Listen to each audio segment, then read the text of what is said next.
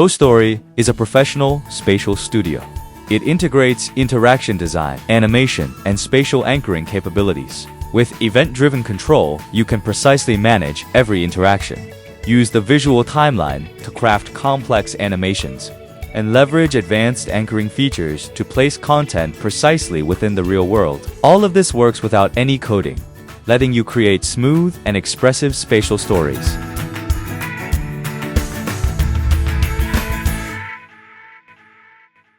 When you open ProStory, you'll see a highly integrated creation interface. All core functions are available and operated from this page. At the top of the interface is the toolbar. On the left is the project save area. In the center is the content add button area. Here, you can add basic assets like models, text, and images, as well as special effects such as portals and lighting effects. You can also add various anchoring types. And on the right are export and sync controls. You can export your project as a story file for sharing, or sync the content directly to nearby devices. On the left is the content panel. All assets in the scene are displayed here.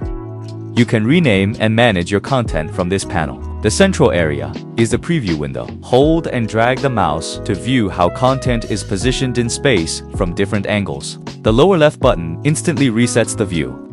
When an item is selected, you can edit it directly in the window. Use the Translate gizmo to drag its position, and use the Rotate gizmo to adjust its orientation.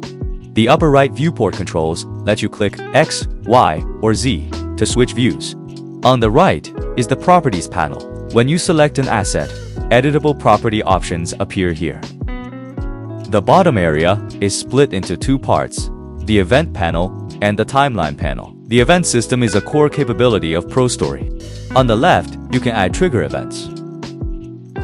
On the right, you click plus to add action events. By combining different triggers and action, you can create rich spatial interaction experiences.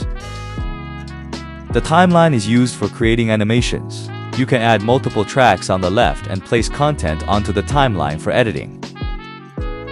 Turn on the record button, and dragging content in the preview window will automatically record keyframes. Double-clicking an item on the timeline will expand its keyframe options. We can drag to change a keyframe's position, or click the segment between keyframes to modify the motion curve. With these controls, you can build precise and complex animations,